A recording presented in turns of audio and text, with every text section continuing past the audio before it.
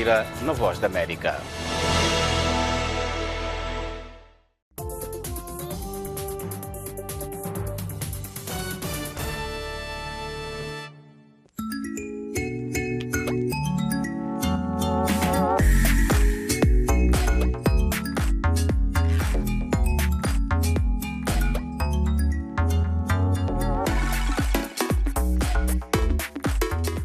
You've spoken out for yourselves and for others in the face of fear and risk, and those who have tried to steal your voices away.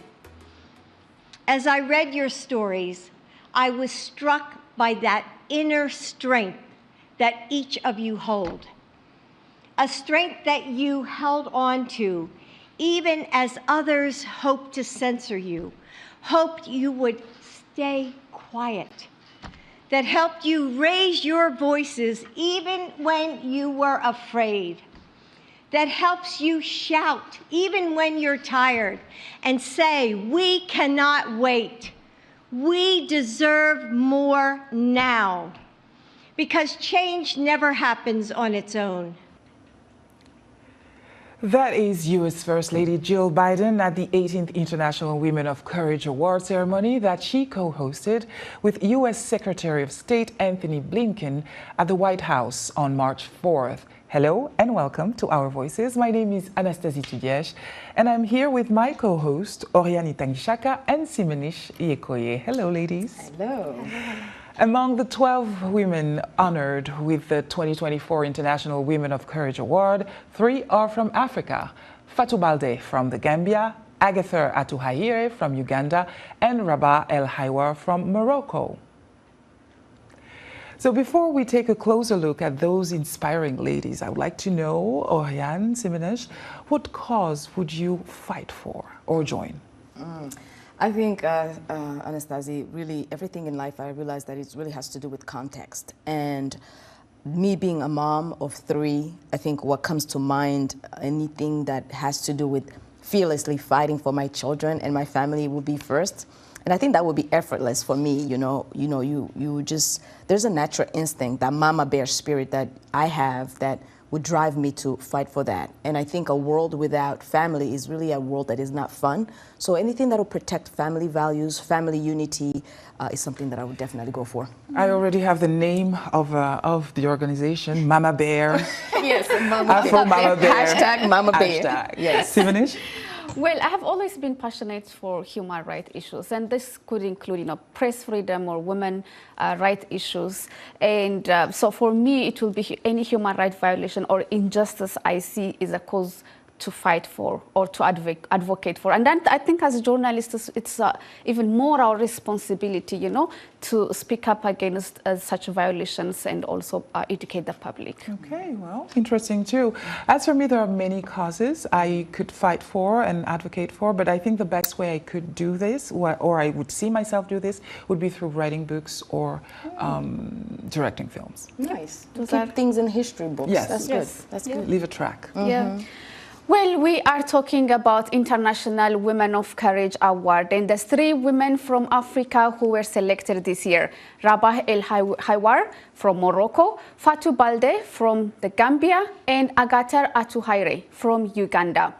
The awards, established in 2007 by the first female U.S. Secretary of State, Condoleezza Rice, recognizes women who have shown exceptional courage, strength, and leadership. According to the U.S. State Department website, U.S. diplomatic missions overseas nominate a woman from their respective host countries, and the finalists are selected and approved by U.S. State Department officials. VOA correspondent Veronica Balderas Iglesias has the highlights of the 2024 International Women of Courage Awards. With First Lady Jill Biden and U.S. Secretary of State Anthony Blinken as the hosts, a ceremony Monday at the White House honored the winners of the 2024 International Women of Courage Awards. They're advocating for domestic workers in Bangladesh and people with disabilities in Afghanistan. They're exposing corruption in Uganda, combating sexual harassment in Japan, standing up for the children of wartime rape in Bosnia and Herzegovina, fighting for democracy in Belarus. Lifting the voices of courageous women like those of this year's honorees is of special importance, said the First Lady. Your great acts of courage can inspire others to perform their own, big and small. It's a song of the future reverberating through us, so we too can speak out and be the seekers of justice, the defenders of freedom. Among the honorees was Iranian activist Fariba Baloch. Baloch was featured in a VOA documentary. She's a member of the marginalized Baluchi ethnic group and has shed light on the human rights crisis in Iran's Sistan and Baluchistan province, despite facing intimidation. Gambian honoree Fatou Baldeh spoke about her own fight to end female genital mutilation. Eliminating FGM in 2030 is a specific target of the Global United Nations Sustainable Development Goal 5. Yet, in 2024 alone, there are 4.4 million girls at risk of female genital mutilation globally.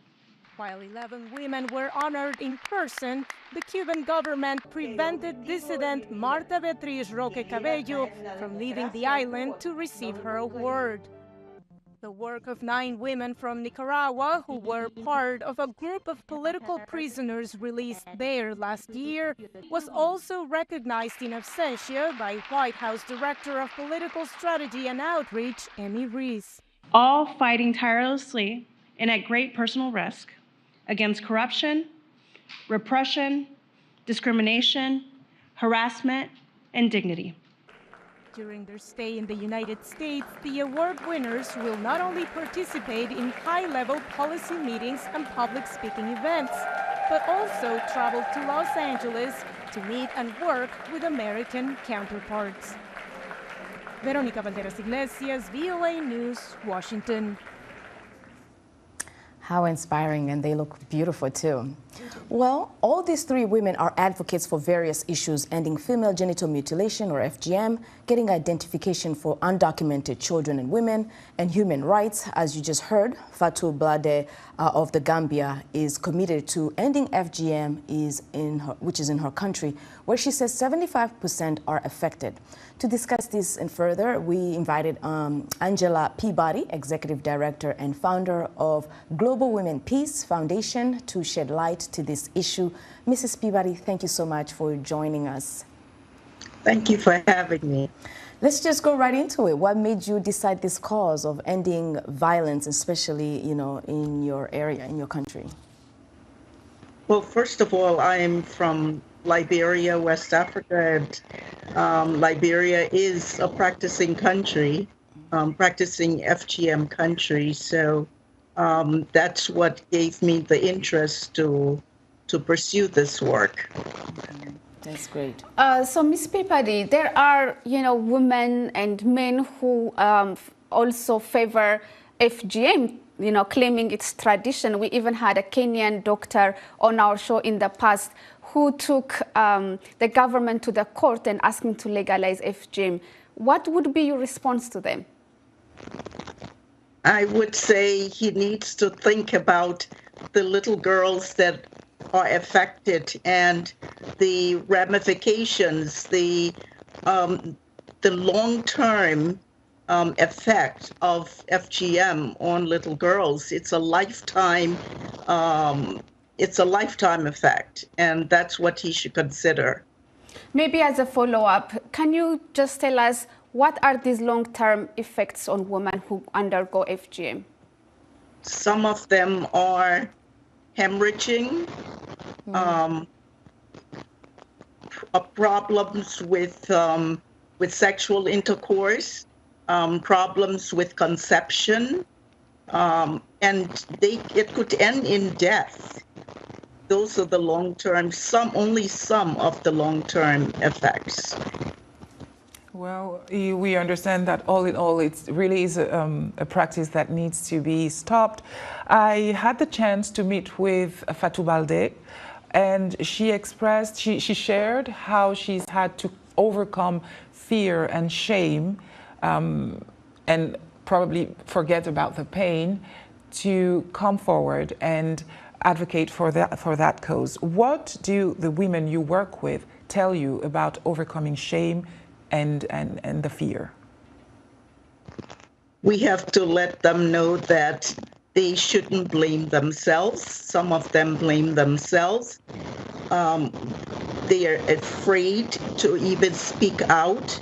We work with them so that they will be able to speak out.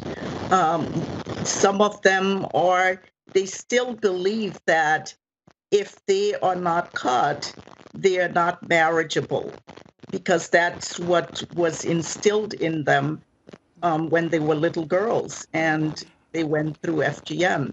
So we have to dispel all the myths that were taught to them. One thing I would like you to talk about too is the pain. Of course, it happens when these little girls are still very little, but I have friends who have been through that, who have survived FGM, and they told me that they remember everything. Absolutely. I have screened countless of women, and not one of them does not remember in detail what they went through, unless it was done to them when they were infant. Because I have also talked with women who don't remember anything because they were too young to remember. But I have spoken with women who experienced FGM when they were only 5 years old, and they remember vividly everything. And like you mentioned, the pain, that pain never goes away. The physical pain can be remedied by surgery, by restorative surgery, and it's the trauma that stays, right? But it is the what about this work is very intricate and complex. What about the religious leaders? What are they saying? How are they helping you in this work, and are they involved at all?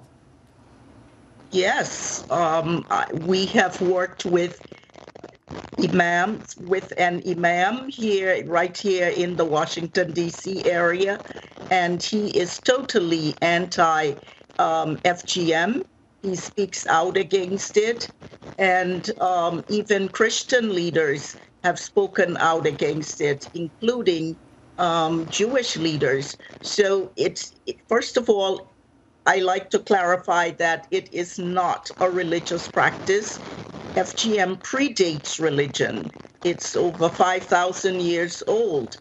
And so it's not a religious practice. And people who hide behind religion and give it as a justification, that is not true. It's important, yes, to work with religious leaders to reach out to the public. Are there any other ways? Because I believe FGM, people who practice it, they don't do it on purpose to hurt their children.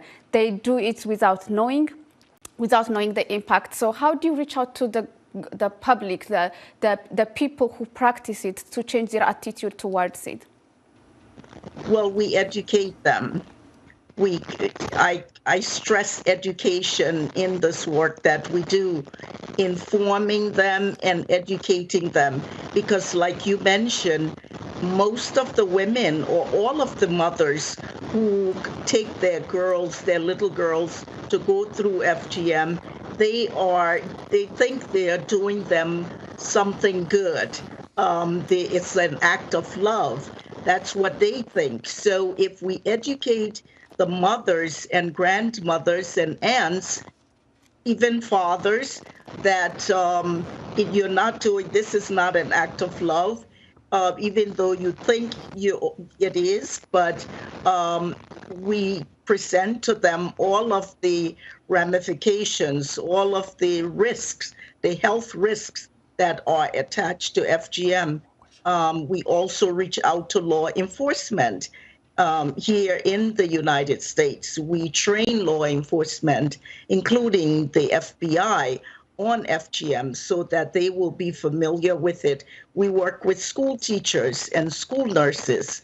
And overseas, for example, in Liberia, we also work with a school there so that they can include the study of FGM in their curriculum. Thank you so much, Miss Angela Peabody, Executive Director and founder of Global Women Peace Foundation. The Gambian Parliament is considering lifting the ban on FGM established in 2015 under former President Yahya Jammeh. Time for a break. When we return, more on our International Women of Courage awardees and guests. By the way, do you find these women of courage inspiring? What cause are you fighting for? Let us know. We are on Facebook, Instagram, and X, and our handle is @VOA Africa. Please use hashtag VOA Our Voices. Stay with us. We'll be right back.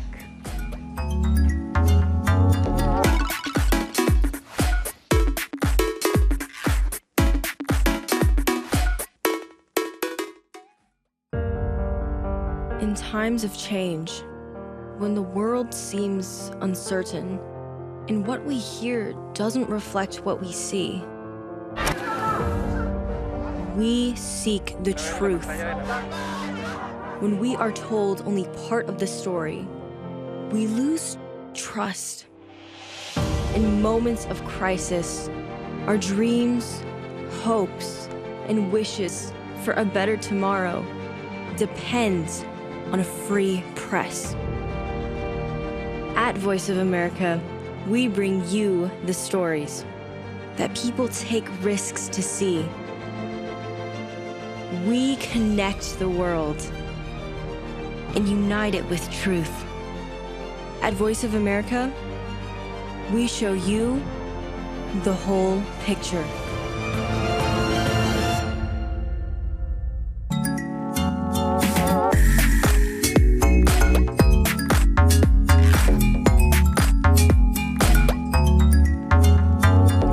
Welcome back. You are watching Our Voices. Thank you for being with us. We are spotlighting the 2024 International Women of Courage Award recipients from Africa. I had the privilege of meeting them and hearing their stories. It was very emotional. All of them could not believe they were in the US at the White House, being recognized for causes they are so passionate about. So I was at the Meridian Center where there was a ceremony in their honor, and let's listen to what the happy attendees had to say about them.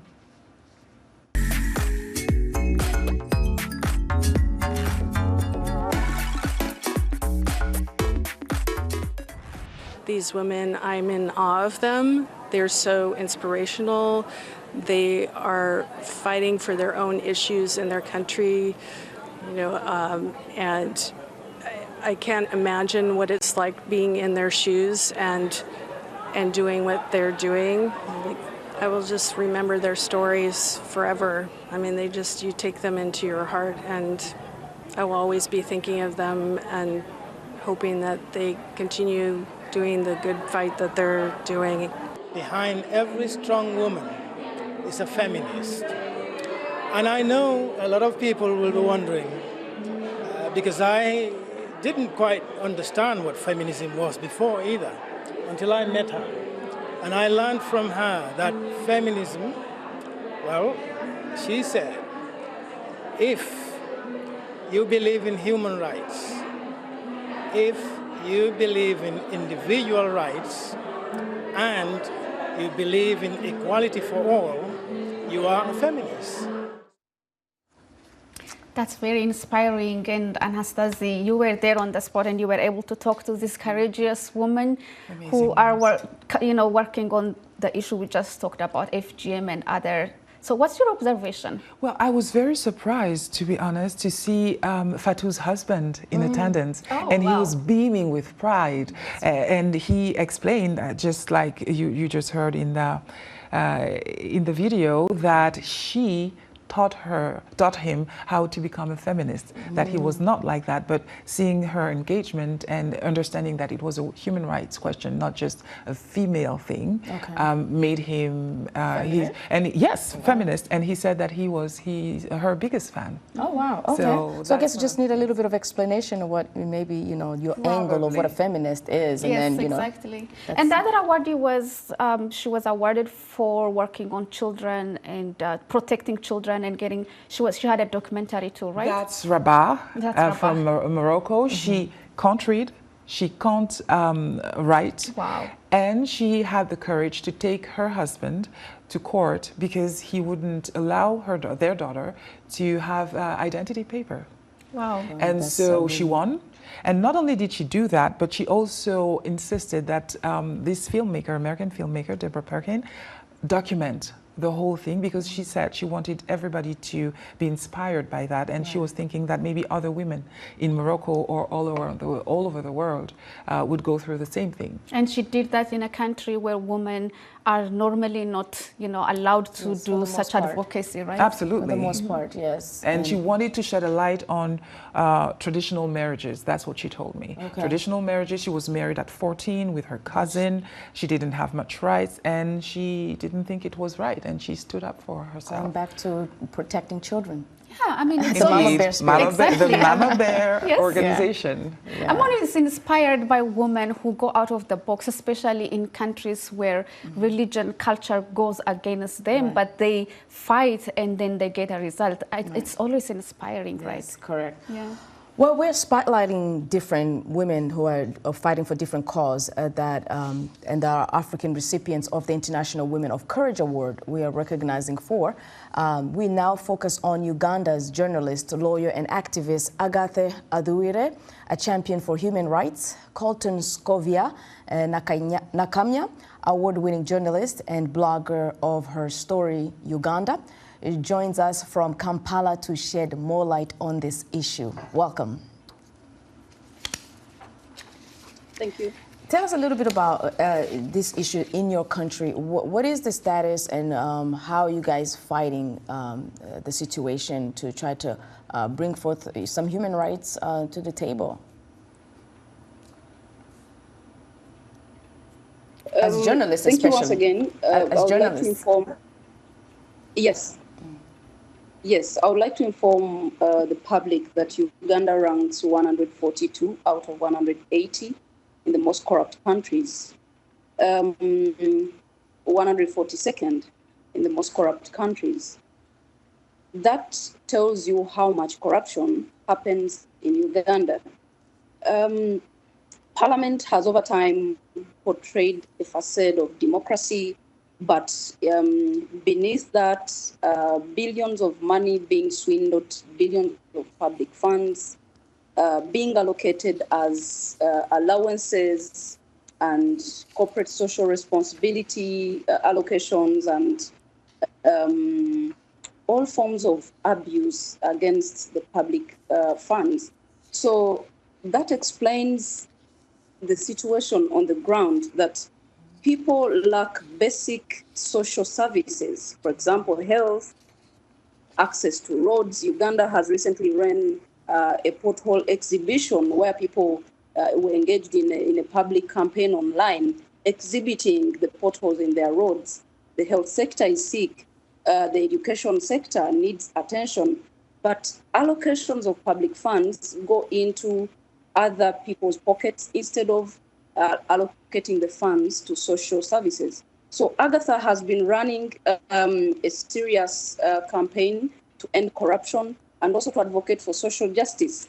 But I want to inform you that it is not easy to criticize the powers that have it in Uganda.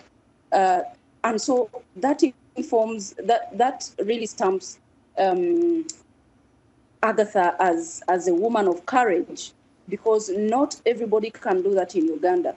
She first came out with the expose of how the Speaker of Parliament allocated herself $2 billion to buy a car. I mean, $2 billion for just a car. And apparently, she's been giving the public access to information and exposing the amount of corruption that's happening at the legislative arm of government, that's Parliament. So from what you are telling us, Agatha is a journalist and she uses media to expose, all the injustices you just spoke about. So what is the state of, freedom of speech and press media in Uganda? Are journalists in prison? How are journalists treated?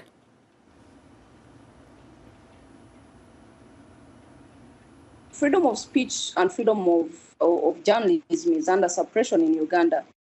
Agatha is only brave enough to do this online through her Twitter platforms. Otherwise, you can't do that for any media house. Either the company is put into different censorship avenues or different threats. And I know I've worked closely with Agatha. She has shared widely on how much she's being threatened. I think she has also made it public.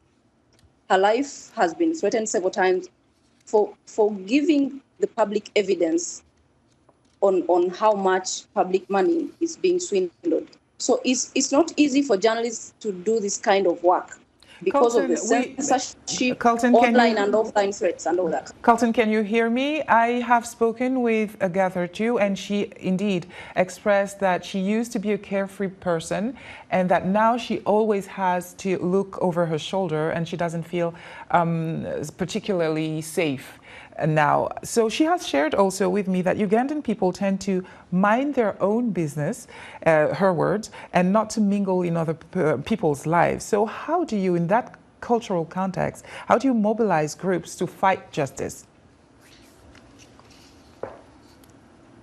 Well, it's true that people mind their business because of the different accounts of torture and imprisonment of people without following due processes and imprisonment without trial. So people have learned to stay. They think the only way to remain safe is to mind their own business. But the media has maintained some level of censorship. Apparently, there is a lot of self-censorship. Thank you so much, Carlton Scovia Nakamia, journalist and blogger from Kampala, Uganda. We appreciate the time you've taken for us. Thank you for your insight. And that is our show today. Thank you for joining us. Let's continue the conversation on all of our platforms, on our social media platforms. You can watch our voices on the VOA website at voaafrica.com or on our YouTube channel, where you can catch up on the latest episodes and the world's top news stories. See you next week. Good day.